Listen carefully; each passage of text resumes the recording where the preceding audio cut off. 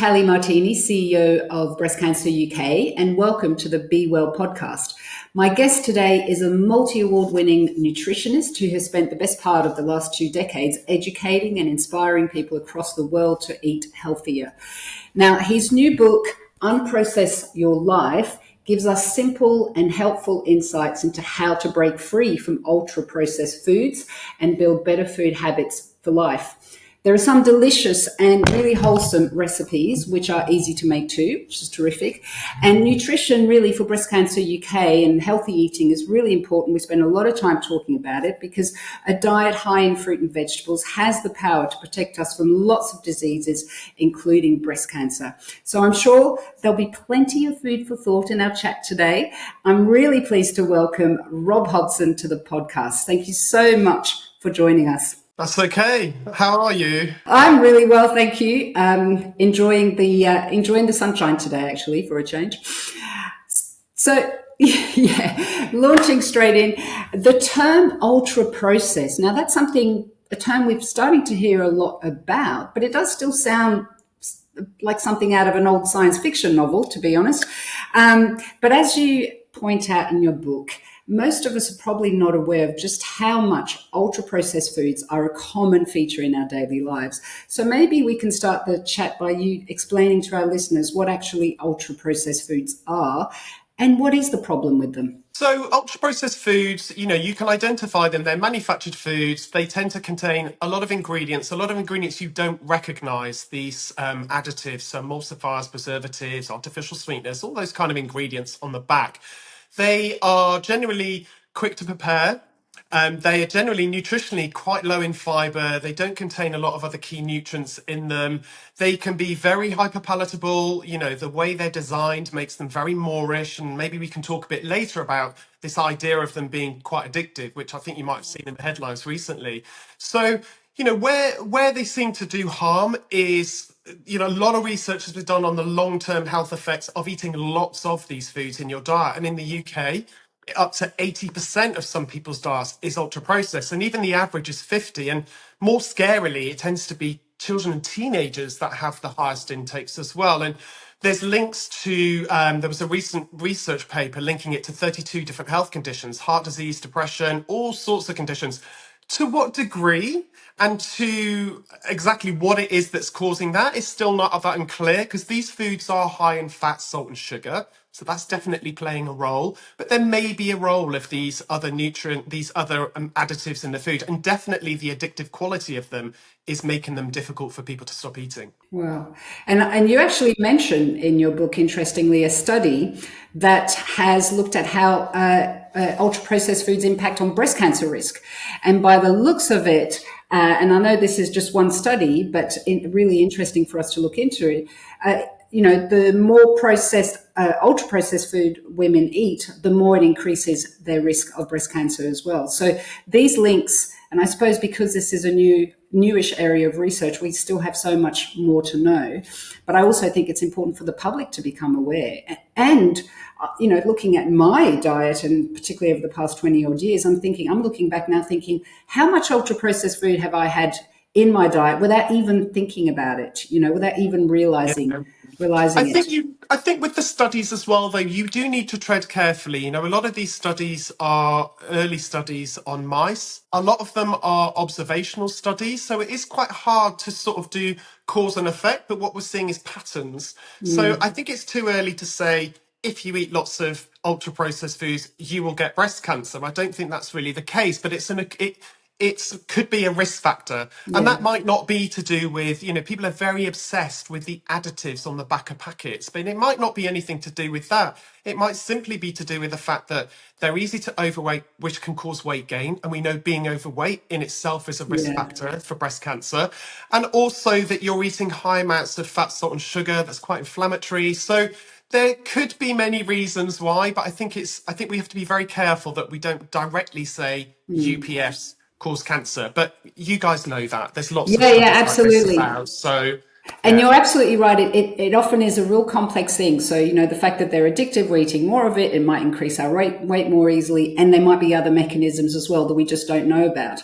yeah, All the more reason to try and understand more, but also to start to think about how we can move away from them. yeah, And I actually think one great thing about your book is it really does help people identify what I think is quite complex. And that's, where these ultra processed foods are. You make a comparison between ultra processed foods and other processed foods, kind of moving towards like non processed foods. Really interesting, but also easy to digest. mm, But the thing for me about your book, which is really good, and it's really about reconnecting people to the pleasures of preparing and enjoying yeah, food, simple, good food, but in a convenient way. And you talk a lot, and this I think is one of your passions, about having a whole food diet and empowering yeah. people to make their own meals. So maybe you could talk us through a bit why you're such a strong advocate for this approach to eating and cooking. Yeah, I am. I feel like people have got very disconnected with food. And I think it's really, the book originally started because it was just a cookbook and I wanted to do homemade versions of UPFs because I myself was looking at what I was eating and I was like, even though I'm healthy, I'm eating lean cuts of meat, still ultra processed. I'm eating, the bagels and the protein bars and everything else to support my training and my lifestyle. But a lot of that was ultra processed. So I wanted to know how to make my own bread rolls, my own wraps. And it was really fun and it was quite interesting. Make my own ketchup, make my own pot noodle. And as I started doing this, I thought, these are really simple recipes that people can get inspired by. There are many different things that can help people to get on their path to eating well. And it just happens to be that UPFs might just be a driver for somebody to get into food. Who knows, in 2 years, it could be something else that people get interested in. That could be the driver. But I'm really firmly believe that just getting back in the kitchen and just reconnecting with food is definitely the best way forward. There are lots of other issues around this. We talk about the expense of food and a budget. It can become a bit of a privileged topic when you Yeah. fall down the rabbit hole a little bit. There's people queuing at food banks and that's the only food they have access to, and probably a lot of that is ultra processed. So we don't want to make them feel like they are doing something wrong or not able to be healthy. But I think what I tried to do is give people lots of different recipes, some that are really cheap, some that a bit more expensive to prepare but maybe slightly more interesting, just a wide variety to get people really inspired and get in the kitchen. Yeah, and I love the fact as well that you have a whole section on, packed lunches for kids and, food for children. Notoriously, I don't know whether it's the children or the parents, but it's always a difficult thing Yeah, feeding children, isn't it? And making sure that kids love their food and that they're eating well. yeah, And seeing that it has the potential, I think, to have a great impact on how these young people see food. Because one of the negative impacts, I think, of processed food, well, it's not just our health, but also there appears to be lots of people who are growing up not learning how to cook or not being confident cooking. So what do you think? What do you think we can do about this? yeah. So, I mean, I trained in public health. So, my first sort of 5 or 6 years of working was around school meals. I used to work with, school meals, catering companies, local authorities, young kids in nurseries, all sorts of things to try and inspire them to cook. It was the time of Jamie Oliver, so everybody was really into it. We had school food standards. Yeah, We had it introduced some cooking into schools, although it wasn't in secondary. It tended to be in junior. So I think kids are interested. I really do. I think a lot of teenagers, especially, would like to eat healthily. I think they're inspired by people who are much healthier these days than people that inspired me when I was a kid, that there wasn't really that around. So, how you do it, I don't know. I think it starts in the home. I think little kids, you can cook with those. I think there probably needs to be more opportunities to cook in school.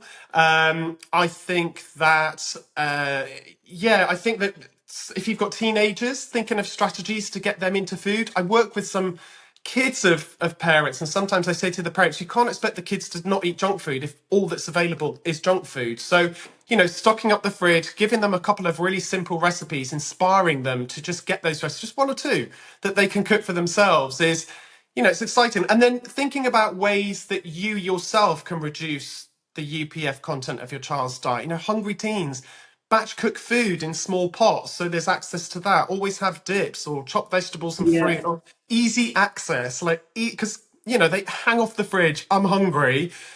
They just want to grab something. So just make sure you got lots of nice things in there. And then with kids, you can do loads of stuff with food. I've sat with young kids and we've made vegetable jewelry, out of peppers and courgettes and things. And before you know it, they're randomly eating these bits of jewelry that we've created, and really exciting things like that to inspire kids. Yeah. That's brilliant, isn't it? It's about making food fun and the whole experience of making it something that's an interesting part of your day And rather also, than, yeah. yeah, sorry, just to interrupt. I was just saying as well, if you've got teens, you kind of have to get on their wavelength as well. Some of the stuff I put in the book, I really had to think about, what's trending, what are kids interested in with food, because they want to eat exciting food that they can buy from the Korean shop or a new restaurant that's open that does cool wraps or burritos or whatever it is. So I think getting on that wavelength and trying to think about how you can produce some of that food yourself is good as well. Yeah, absolutely. And, I think one of the other things in our busy lives is, we tend to run around thinking, I've got no time to plan for my food, so I'll just grab whatever is available, something cheap. But an interesting thing you talk about in your book is how you can have like simple things already in your pantry that are going to help you when you get back to come up with something that's, pretty quick and easy, but healthy. So what are some of the tips that, I suppose you can share with our listeners around, stock things that you want to have in your home that allow you to be, a little bit last minute, a little bit spontaneous, and might prevent you from dashing out and ordering a takeaway or something else? Yeah, I think first of all, planning ahead is really important. If it saves you time on your food budget, it saves on food waste, and you can really think about what it is that you're going to cook. I always tell people to get into batch cooking. Actually, not that easy to do. When I started writing the book, the reason I did all the stuff at the front is because I started batch cooking and was making so many mistakes. Didn't have the right containers. All the food was going funny in the freezer. So definitely think about food that you can batch. Um, pre-prepare some of the food, chop some of your vegetables, chop your meat up so you have to do less. Think about really simple meals that you can create when you come in. Something as simple as scrambled egg on toast. I know it sounds really basic, but it's still a healthy meal that you can cook up in no time at all.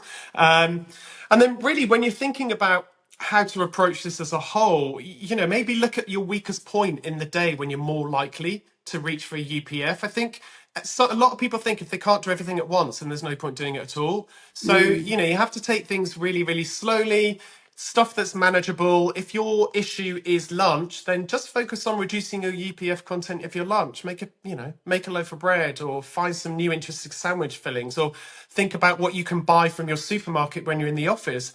Canned beans, canned tuna, a bit of lemon juice, bit of salad. You've got a non-UPF, really tasty meal that you've created from your local Yeah. supermarket, local near your office. And maybe think about, finding a meal that you commonly cook that's a UPF and making your own version. But I think what else is really important to say here is you don't have to give them up completely.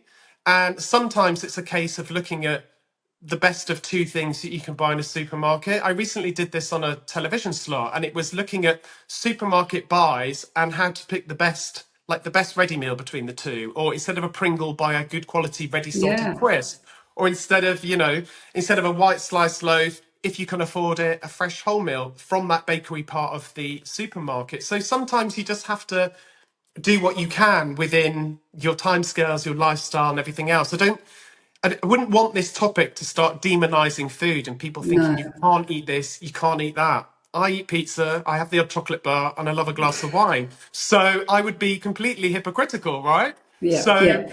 you have to keep it real and do what you can to achieve within the limits of your lifestyle and budget. Yeah, and you're right. It's completely unachievable if what you're setting out to do is a challenge that's beyond. It requires such a transformation that you'll never get there, and then a lot of people just feel kind of defeated from the start. So we tend to have the similar approach. We talk about easy swaps, Yeah. small changes, and I'm a firm believer that big change starts very small, Oh, very little yeah. changes we make in our lives, and Exactly. so what another thing I noticed in your book, which is great, is you have some old favorites Things like beans on toast, for example. I mean, who doesn't like beans on toast? You know, eggs and hash brown, the kind of typical English breakfast, which we associate with not being particularly healthy, but actually making it healthy. And Yeah. that's a really attractive prospect, I think, for people, is to think, well, okay, you know, I can still enjoy the things that I love, but I can kind of make them myself and feel, you know, good about it.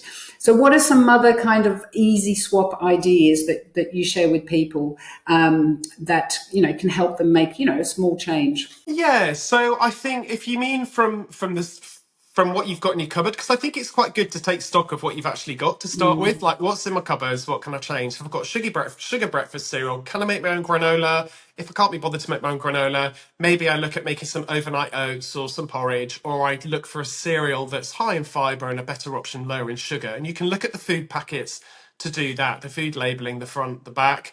I think drinks. Definitely, you know, fizzy drinks, things like that. They're a really good one to swap out.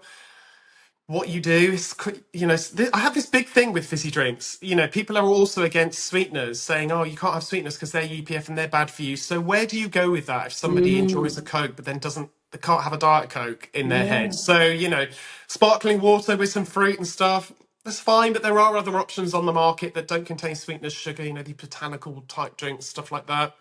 I think ready meals, again, I said maybe have a look at the bucket, maybe think about making your own. Um, you know, instead of buying creamy types of salad dressings that are full of emulsifiers and additives, you could just, you know, something simple: lemon juice, olive oil, a bit of honey, and some ginger, and you've got a dressing. Um, yeah, I think those kind of swaps are great. The bread thing is really contentious. Every time you talk yeah, about UPFs, bread comes up. And mm, I think I've always got my public health hat on, and it's a bit annoying for everybody sometimes, but I really do think that you can't expect people to buy sourdough, which is the ultimate non-UPF bread. I tallied it up one day. This guy was like, you know, you have to eat sourdough. And I said, £4 a pop. If you've got a family of four, that's nearly 30 quid just mm, on bread a week. So there has to be somewhere where you just have to accept that that's the UPF that you're just going to include in your diet, and you'll work on reducing them somewhere else, because, you know, white bread does contain a hell of a lot of ingredients, white packaged bread. yeah, um you know, to retain its shelf life. You know, the food matrix changes, which is one of the biggest issues with UPFs. These foods are very soft, they're very easy to overeat. You know, mm, they raise your blood sugar levels, they can bypass your hunger signals, which means you eat more of them without feeling hungry. yeah. So, you know, there's that side of things. But again, I say it again, you've got to keep it real, and you've got to think about all the other things about food choice other than just Yeah. swapping it out. Yeah, absolutely. And you know, you touched on this a bit earlier, but we do have a very real problem here when it comes to affordability of good food. And Mm. what you've just described is key, isn't it? So choosing a very cheap loaf of supermarket bread as opposed to, you know, a lovely, you know, bakery made sourdough. A lot of people these days, you know, are finding it challenging just to get food on the table, let alone eating well. And in fact, there's a study from the Peas Please initiative that found that actually people are buying fewer vegetables than ever, that it's a lot lower. It's at its lowest in 50 years, apparently. Mm. And we know that that's linked to the cost of living crisis. Mm. So, you know, you've mentioned some really interesting things. First of all, let's not feel guilty and try and achieve too much. You know, do some swaps. But what are do you have some key practical, affordable tips for people who really want to eat well during these difficult times but are struggling financially? Yeah, I mean, I think that I've mentioned before, so getting into batch cooking, you know, Mm, making use of foods like tin foods. I have a lot of tin pulses, lentils, I have a lot of grains in my cupboard. I make use all the time of frozen vegetables. They're really easy to add to food. I've got peas, sweet corn, mixed peppers. I think if I'm cooking in a one pot dish, I don't need to add fresh food. I can just use the frozen stuff in that and keep it to hand. Shop around. You don't have to just stop at the supermarket. You know, I know that making tomato ketchup, for example, it uses 2 kilos of tomatoes. That can get very expensive. But mm, I know when I walk down the high street near me, there's often those shops that have you know, the little plastic tubs of the food that's literally just slightly overripe. And I've always got it in my head, oh, what could I do? And if I see that, I just grab them and then Well, I yeah, just of turn it course. into something. You know, avocados are expensive. So if I see the same thing with avocados, I'll cut the flesh out, stick it all in a bag, you know, with these overripe avocados, and you can freeze it. And then you save yourself money that way. Um, you know, I think there's lots of other ways to do it. I think that, you know, making your own bread, for example, is not that expensive, and it's quite, you know, it's quite fun to do. If you make a couple of loaves, cut it up, freeze it. Definitely get into freezing food, making Yeah. use of leftovers. You can stretch leftovers out really well. If you've made let's take a chili, for example. You know, if you've got a bit left over, you can add extra beans. You can shove it in a pan and a sort of pie dish and put some potato on. Then you've got another budget meal that you've made out of a few of those leftover bits of food. So the problem is you just have to think, unfortunately, when you're on a tight budget, you just have to think a little bit harder about how to make things work. And that might take a bit more planning. But the irony is that, you know, even though the cost of living has increased and people have less money to spend on food, the amount of food people are buying out of the home is still even greater. Even people on low incomes are still buying more and more food out of the home from takeaway shops. So, Mm, you know, I think there needs to be a re-education, and I don't know how you inspire people exactly. You know, there's lots of strategies in place, sugar taxes and regulations and public health campaigns, and you know, people that like me that are trying to do stuff on social media and write books and help people. And you know, even when I was working in school meals, there was stuff around urban planning to prevent these junk shops opening up too close to schools. I don't know whatever happened with that. So there's loads of stuff going on to try and make a difference, but ultimately, you know, somebody has to make their own choices, don't they? yeah, yeah, it is. Yeah. And look, grassroots always works, but yeah, I agree. There are so many other things that can happen that are outside of our control, like, for example, how many fast food shops are around schools. And, Yeah. that's very tempting. They're often cheap and, and it's a quick and easy solution for people. So it does require people to have I suppose, make a conscious decision to go Yeah. back into the home, spend that time at home preparing food. And I suppose Yes. if it's fun and interesting and rewarding, Yeah. then that would be a way for people, and also, where there are some cost savings, because Absolutely. I think also yeah, the other problem is that these food environments, you know, there's shops selling sweets and chocolate and everything at fractional prices, and it's, you know, it's there all the time. I don't know why we've still got bog offs on, you know, unhealthy food. Why is fruit and vegetable not subsidized and also make it cheaper? yeah, You know, there's all this food at kids' height, sweets and chocolate and stuff. You know, the government didn't go forward with the 9 p.m. watershed for kids, advertising for kids' food. There's all this stuff, the reformulations of food. There's a lot of other stuff that could be done that isn't being done. And so it isn't all down to the responsibility of no. the individual. It's quite hard to make choices when you're surrounded, bombarded by all this enticing food, enticing you in. And that's a really interesting, important point, actually, because how much power do we have as individuals? Well, we have a lot of choice, but when it comes to buying products, you mentioned earlier on about ultra processed foods and how we can identify them. What about food packaging? How easy is it to kind Mm. of look at pick up, I don't know, a loaf of bread or something else that's packaged, and really get a sense of whether that's okay to buy or not? Yeah, so you can look at, obviously, we all know the front of pack labeling. So you can look at the amount of fat, salt, and sugar. Some of that labeling is a bit weird. So if you look at a can of Coke, it's got a red label for sugar, but three green labels for the other nutrients, because obviously it doesn't contain salt or fat. So sometimes it can be confusing. And I think this is why certain people are pushing for new labeling on those kind of foods to really identify. So you can turn the packet over.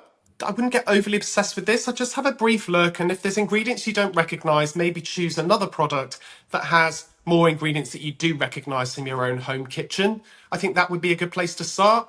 And actually just looking at the food, you know, if it's maybe more plant-based, it's got more whole foods in, then that's clearly going to be a better choice. And I think this is quite a good one with ready meals. You know, you don't have to not eat a ready meal. If you're in the office or you're at home and that's what you need to make a really quick meal, then there's lots of different ones available. Some of them just use fresh foods. Some of these pots with you can see the vegetables and all that kind of stuff versus maybe a sweet and sour chicken that's thickened and whatever else it's done stabilized. So it's using a bit of common sense and then using the front and the back of the packet to guide you slightly. If you want to look at some key nutrients, I'm really big on fiber. I think, certain things to look out for, that food's got a good source of fiber, which is great for you. Yeah. Loads of research around cancer reduction risk, heart reduction risk, Yeah. And all breast cancer sorts of good. reduction as well with fiber. Yeah, Absolutely. yeah, Yeah. and it's something people don't get enough of in their diet, and in UPFs it's notoriously low, and obviously that also affects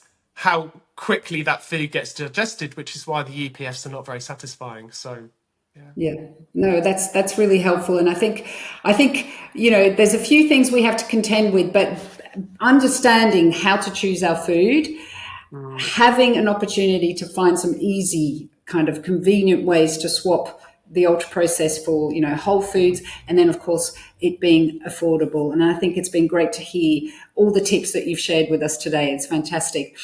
I've got a few what we call be well questions that we ask all of Okay. our guests at the end of our chats, and most of our guests, well, all the guests we have on board, they're part of the Be Well story. So we like to ask a cheeky question, and that's, do you have any guilty pleasures, Rob? I think you mentioned a couple. Yeah, I think I pretty much pizza. I can't give up pizza. It's my ultimate comfort food, and once a week I have to get my fix. I try and make it healthier, have it with a salad, and I sometimes put other vegetables on top to ease the guilt. So, Yeah, yeah. but you But shouldn't feel who guilty doesn't love about food. Just pizza? just enjoy it, right? It's just there to be enjoyed. So, Yeah, that's right. And then the worst thing is to take enjoyment away from food. So it's great to hear that. absolutely, It's great to hear that someone like you, you can enjoy those foods as well absolutely, with guilt free. guilt Um, free. Yeah. so you've achieved a lot as a nutritionist. I know you've influenced and been supporting people all over the world. But do you have anything on your bucket list that you haven't accomplished yet that you'd like to? Yeah, I don't think that far ahead. I probably should. But I mean, I would like to. I love writing books. I always say I'm never going to do another one because it is quite a rite of fire, walk of fire. But I Yeah, would like to write a few more books. I'd like to write more books on this topic, looking at specific groups. I think would be really interesting. I love cooking, so more cookbooks aimed at maybe parents and kids, that side of things with the UPF or other types of groups. Yeah, that's really it, actually. But beyond that, things just turn up, don't they? Life evolves and things come your way, and the yeah, harder you work, the more opportunities to sort of come about. And some of them are really random. So just going to keep plodding away and see what comes. brilliant. And last one is, a book, podcast, or film, something that's inspired you to be well. Yeah, so given my job and the fact that I live and breathe health and wellness, I actually don't read anything or listen to anything on the topic. My brain is saturated. I've got a pile of books next to my bed with Tim Spector and all these great authors, but they never get read. So for me, it's about, I love laughing. I love humor. I think a lot of people have, especially younger kids, have lost the ability to laugh at themselves. Oh, So, I think it's really important that you don't ever lose that ability to laugh at yourself and just laugh out loud. So for me, it's podcasts that I'm walking down the street that really make me chuckle. My dad wrote a porno, Not Off the Menu, French and Saunders, anything like that. I'm really into it. It's uplifting, and I think that's a really important part of yeah. sort of staying mentally well. I absolutely agree. It's great escapism, isn't it? And Yeah, and yeah. as you say, maybe we don't emphasize that enough, that we need to spend a lot of time laughing. Yeah, well, the health and wellness messaging has got so serious with a lot of people, and a lot of people are, lots of controversies they're talking about, and all this and that. And you just need to take a step back sometimes from it all and Yeah. just realize that you have to kind of just enjoy life, and laughing's all part of that.